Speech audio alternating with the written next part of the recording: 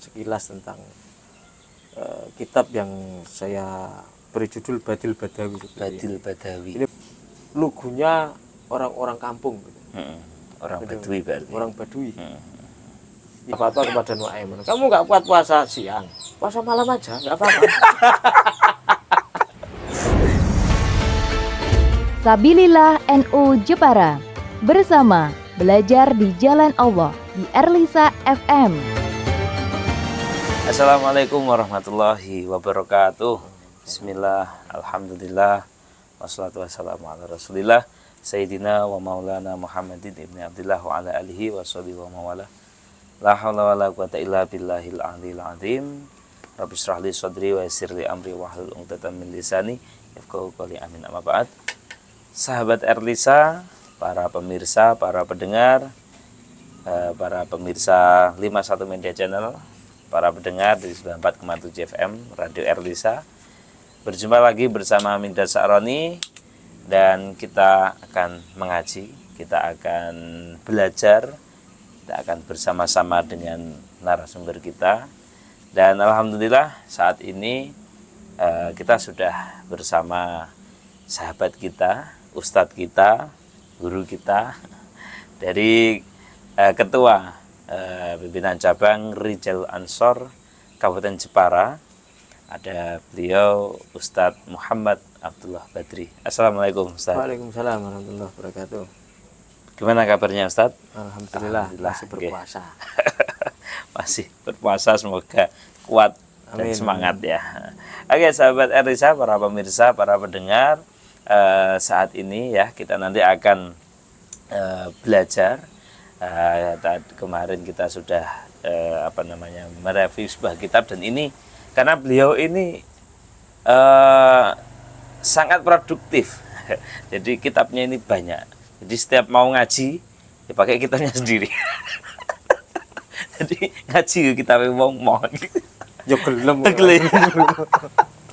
Oke, dan kita akan mereview. Jadi kalau kemarin lebih ke nazom, nah ini kitabnya tidak nazom ya, Tidak, hadis. Hadis. Nah ini tentang hadis dan tidak dinazomkan. Nah, ini ada yang akan kita review nanti adalah sebuah kitab Badil Badawi ya. Ini nanti seperti apa? Ini nanti biar dijelaskan langsung oleh mu'alifnya, penulisnya langsung. Maksudnya kitab ini seperti apa? Hadis-hadis tentang apa? Nah, nanti kita akan dengarkan bersama. Oke, monggo Ustadz bisa disampaikan salam. Ya, Assalamualaikum warahmatullahi wabarakatuh. Assalamualaikum warahmatullahi wabarakatuh. Kali ini Erlisa dan sahabat semuanya, saya akan menceritakan sekilas tentang kitab yang saya beri judul Badil Badawi. Badil Badawi. Ini belum dicetak karena ini itu masih masih belum masal. Tapi sudah jadi sekitar setahun yang lalu lah.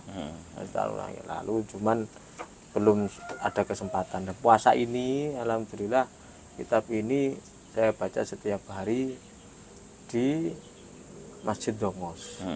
Alhamdulillah Masjid Dongos itu mengizinkan saya untuk membaca kitab hadis ini. Hadis ini Badil Badawi, artinya adalah lugunya orang-orang kampung gitu. Orang Badui berarti. Orang Badui. Ini saya tertarik karena apa? Pergaulan saya kan di NU, di Ansor. Banyak teman-teman yang ketika ngaji itu pertanyaannya di luar dugaan, di luar konsep ya. Di luar itu, dan cukup mengejutkan. Itu kan akhirnya saya mengingat bahwa hal seperti ini pernah dialami oleh Rasulullah gitu. Terutama ketika menghadapi orang-orang yang Badui, orang-orang dari kampung, jauh dari peradaban, aksesnya ke kota itu sangat jauh. Ke pasar pun hanya setahun sekali ketika mereka itu punya hasil tani kemudian baru dikasihkan. Ini mirip seperti misalkan di Nyuwun Sewu ini ada di Magelang. Magelang itu banyak yang orang-orang atas itu tidak tahu tentang kota itu seperti apa. Orang gunung istilahnya. Orang gunung, Manjabal. Manjabal. Kalau di sana kan orang Sahara. Sahara ya. Orang-orang yang hidupnya itu nomaden, hidupnya itu terbatas dengan banyak sumber daya, sehingga pengetahuan-pengetahuan dan akhlak-akhlak mereka itu berbeda dengan kita. Dan uniknya Rasulullah itu selalu menanggapi mereka itu dengan senyuman, dengan guyon, dengan bahkan itu menjadi sumber syariat. Nah, dalam kitab ini itu ada 42 hadis. 42 hadis. Aslinya 40 karena Badil Badawi ini saya beri judul fi arba'ina hadisan haulal a'rabi. 40 hadis tentang orang desa. Orang-orang desa ini cerita-cerita ini saya ambil dari Kutubut Tis'ah. Kutubut Tis'ah saya ambil, tapi tidak semuanya kan. Ini saya ambil karena ini sortiran dari ratusan hadis yang sudah saya kumpulkan, dan saya cari supaya saya filter supaya ada pembelajaran. Saya ambil yang ada pembelajaran, dan tema-tema yang mirip itu tidak saya sertakan. Jadi misalnya temanya itu tentang mukjizat, tentang hari kiamat, tentang sholat, misalkan itu saya ambil satu-satu. Makanya cukup lengkap dari kitab 9, termasuk Musnad Ahmad itu saya ambilkan dari situ. Nah, ini hadis-hadis yang saya muat ini itu mirip kejadiannya dengan yang saya alami ketika ngaji. Pertanyaan-pertanyaan di luar dugaan. Seperti pertanyaan anak-anak saya. Misalkan anak saya itu pernah bertanya. Bertanya itu, Gusti Allah itu punya anak berapa? Kan bingung. Kalau kita itu ini anak-anak yang tanya. Ya, anak-anak. Anak-anak itu tanya bagaimana. Katanya itu Allah itu berkuasa. Berarti punya anak. Itu kan di luar dugaan. Orang-orang Badui juga seperti itu. Kalau bertanya kepada Rasulullah, misalkan di sini itu pertanyaan itu rada konyol, tapi Nabi itu menjawabnya dengan santai. Misalkan tadi Nabi di hadis, ya ada hadis di sini 30 ke atas kalau saya ingat, itu saya dokumentasikan. Tadi Nabi, saya itu punya anak dari istri saya. Cuman anak saya ini kulitnya hitam, padahal saya tidak. Itu termasuk anak saya atau tidak? Koplak loh. Takut ngono nih Kanjeng Nabi.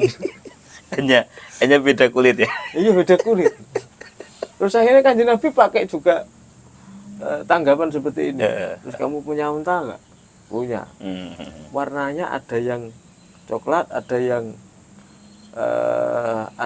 hitam, terus ada yang ungu juga. Kira-kira itu anak untamu atau anak untanya siapa? Ya anak unta saya. Warnanya beda? Beda.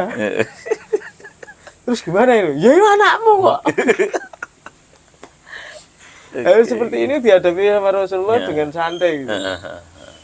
Tapi akhirnya menjadi sumber hukum bahwa kulit itu tidak menentukan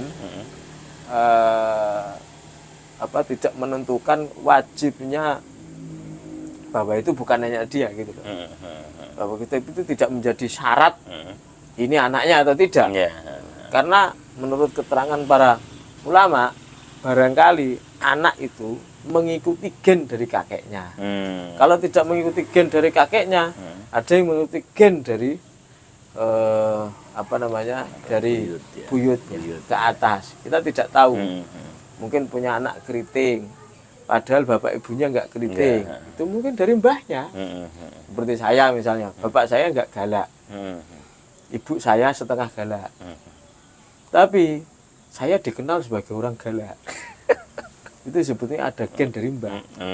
Buyut gitu juga, ya. Canggah juga. Itu galak-galak semuanya. Dan tegas-tegas semuanya. Mungkin gen itu banyak ke saya. Ini menjadi sumber hukum. Sumber hukum. Pertanyaan-pertanyaan inilah yang kemudian menjadi landasan sumber hukum yang diambil dari para ulama. Karena Nabi itu sering seperti itu. Oke. Nah, salah satu isinya seperti itu. Oke, sekarang mungkin ini yang ingin saya tanyakan. Ini kan menceritakan tentang khusus Badui ya. Iya. Ada ketika kita ketahui yang namanya suku Badui, nek enggak lucu ya lugu artinya kan kadang orang apa ya, orang gunung kalau mungkin saya boleh mengatakan ya.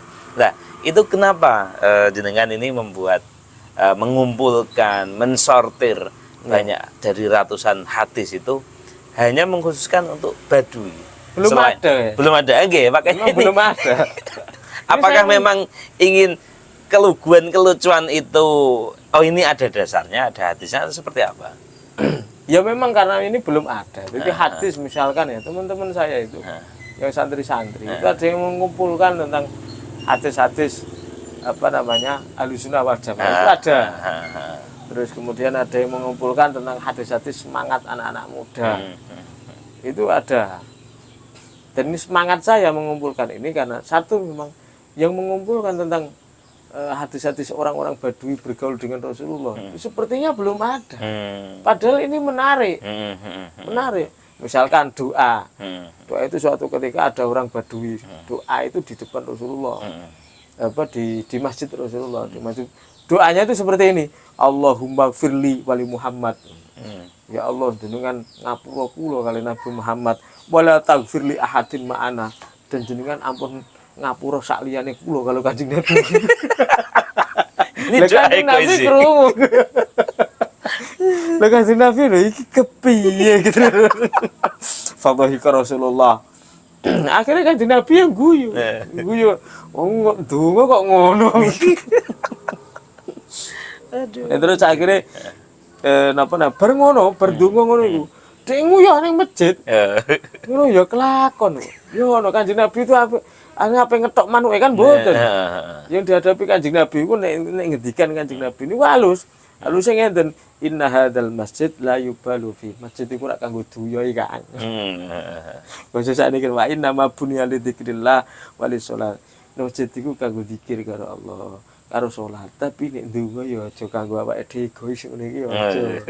Ndonga kok aku kanggo liyane ra oleh. Jenenge iki wong ora rahmatan lil alamin. Ngono iki dituturi karo Kanjeng Rasul. Manut. Orang Badui itu madhabnya harusnya itu seperti orang-orang desa bermadhab taklid kepada kiainya. Karena orang-orang yang tidak memiliki ilmu itu tidak, sebetulnya dia tidak bermadhab kecuali kepada kiainya.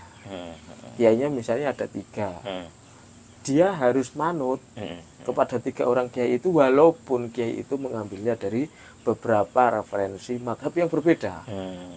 Ngomong tentang madhab Syafi'i bab sholat, terus kemudian bab puasa ada yang ngomong pakai madhab Imam Maliki.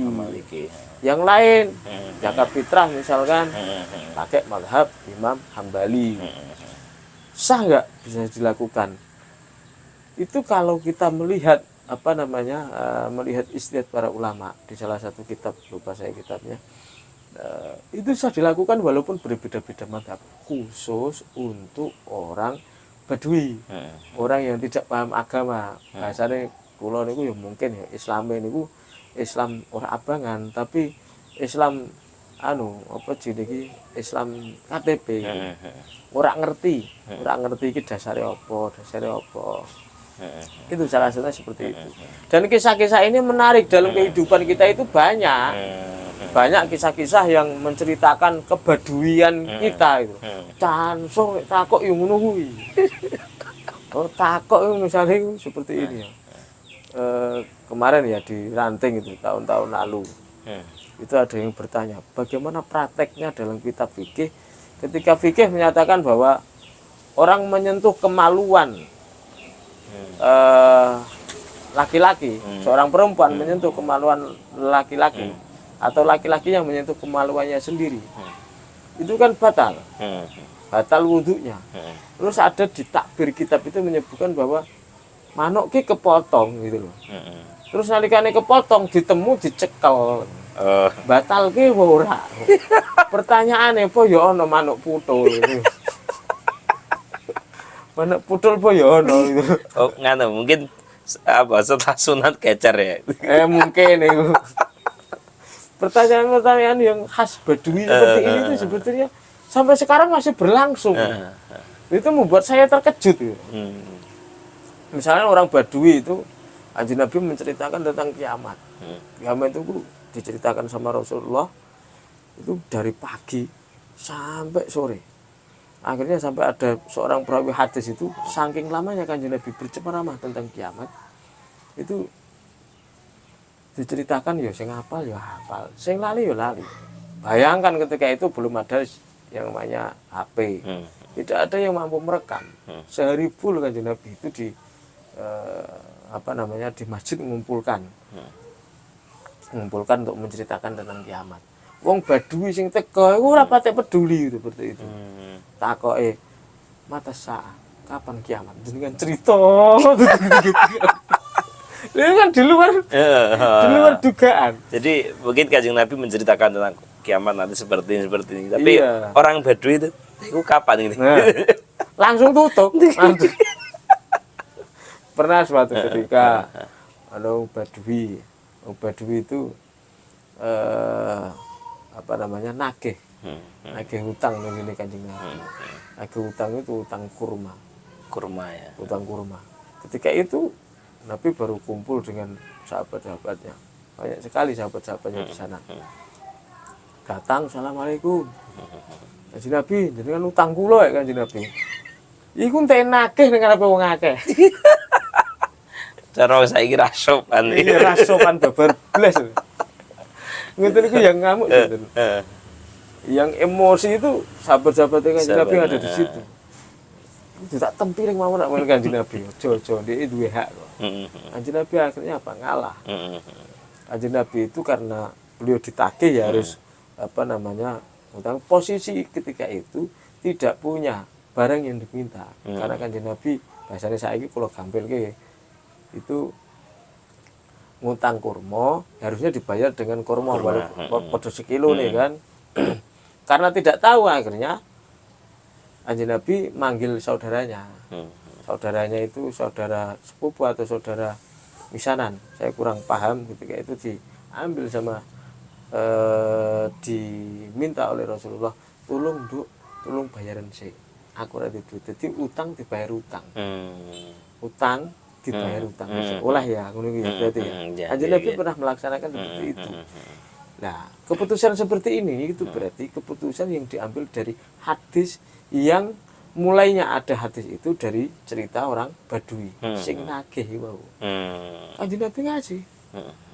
Itu kan kelakuan wong desa kan.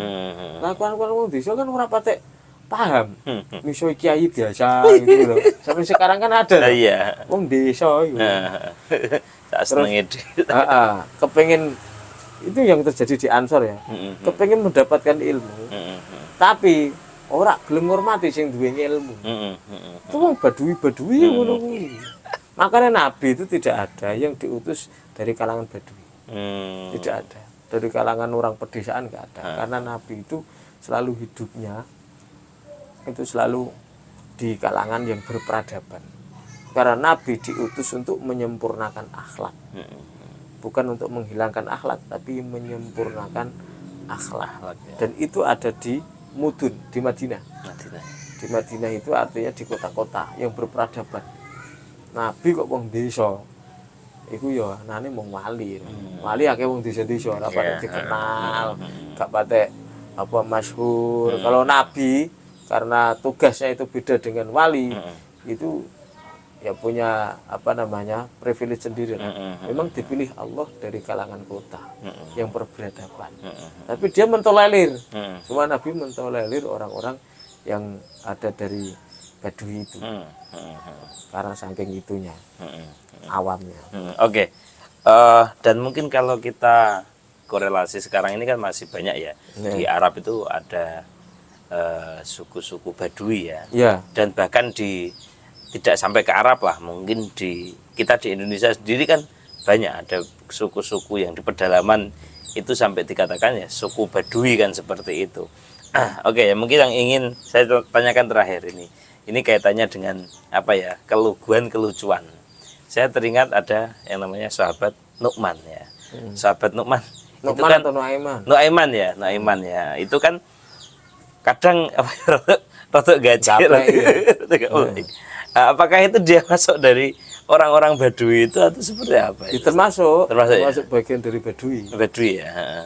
Tapi itu justru malah dicintai Kanjeng Rasulullah itu. Iya. Nggih. Tapi karena dia itu sering kumpul sama Rasulullah, dia itu aslinya bukan golongan dari Badui, tapi sikapnya seperti orang Badui. Oh gitu, sikapnya ya. Sikapnya. Tapi dia kan bukan orang desa. Orang di Nu'aiman itu kan pernah buat fatwa itu salah. Ada sahabat dia itu nggak buat puasa. Karena nggak buat puasa dia ngeluh, saya nggak buat puasa seperti Ramadan seperti ini. Akhirnya minta fatwanya kepada Nu'aiman. Nu'aiman gawe mendem ya dulu. Akhirnya dia kasih minta fatwa kepada Nu'aiman. Kamu nggak buat puasa siang, puasa malam aja, nggak apa-apa. Kan sumpah itu diterapkan sekarang. Ya dilakukan itu ternyata setelah berarti kan itu itba'in Nu'aiman. Iya, Nu'aiman. Orangnya itu akhirnya memang betul-betul puasa malam. Ketika itu kumpul sama Umar. Umar tahu ketika disogati, dikasih jamuan. Dia itu nggak minum, nggak makan. Kenapa kamu nggak makan? Saya puasa. Sing akon kowe puasa sapa? Nu'aiman, kurang ajar. Nu'aiman pernah menjual temannya jadi budak pernah. Wah, wong iku minta kasih hadiah kepada Rasulullah tapi utang itu pernah. Yang disuruh bayar mah Rasulullah juga pernah itu. Iya, Rasulullah yang bayar itu kan. Saya ngumpulin itu tapi ada sekitar 13 toh. Jadi tapi di luar ini ya, di luar Badui ya. Ya, di luar kitab Badui. Oke. Mungkin ini yang terakhir Ustaz, kaitannya tentang kitab ini. Mungkin di sisi lain kan memang mengumpulkan dari kitab-kitab dari hadis-hadis tentang suku Badui. Mungkin tujuan lain daripada ini apa? Untuk masyarakat pribadi, umum. untuk pribadi. Kitab Badil Badawi ini untuk pribadi itu saya kepingin dapat pelajaran bagaimana Rasulullah itu menghadapi orang-orang awam.